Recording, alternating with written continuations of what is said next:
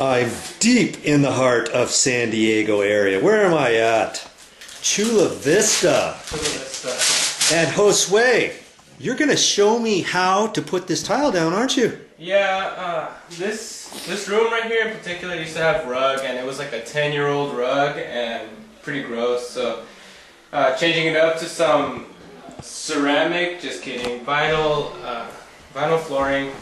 We're kind of making it look like a ceramic floor by putting grout in the middle of it. When in reality, these tiles right here, you're supposed to.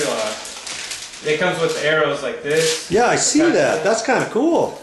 Yeah, so these arrows, it gives you like a sense of direction when it comes to putting them down. So go ahead and put one facing this way and then one facing this way, like that. Oh, okay, so every other one is an opposite direction from the arrows.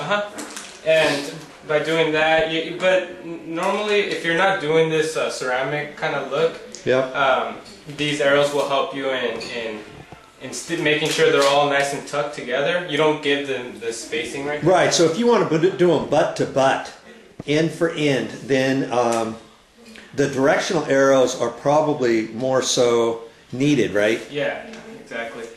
Okay, and that's kind of cool. This tile, I've never seen these tiles before, because this tile looks like about 1/8 of an inch thick, or 3/16 thick, isn't it? Yes, if you want to take a look at this box that we have over here. This is what we use. So if you want to go buy yourself some of this material. Traffic Master ceramic. Yes, and as you can see, it says right here, easy care, no wax, solid vinyl tile. So it's not all stuck together. You have to do that on your own, but it's pretty cool.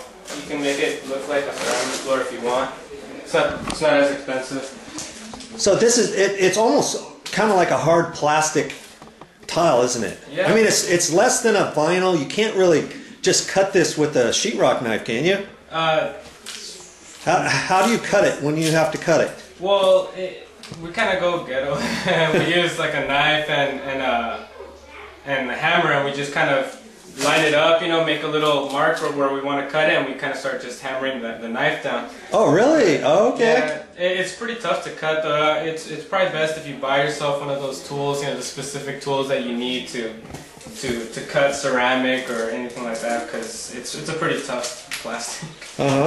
But yeah, I mean, basically, all you're really going to need is a flat surface to work on, and a nice and smooth one too. So I see those are the old glue marks from the carpet that was down. So you just scrape that off, and you didn't really do much prep work on this floor, other than scrape it and sweep it up and kind of make it as smooth as you could. Yes, basically. And now you're just gluing these tiles down. Yeah. So as you can see, anyone can do this. It's pretty simple, and so.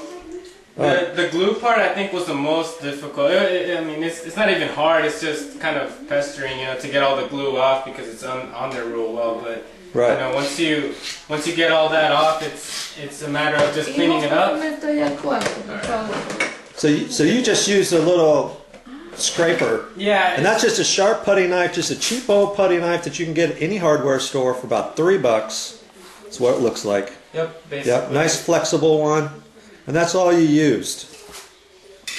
And then you got those other things, those green things, like little spacers, huh?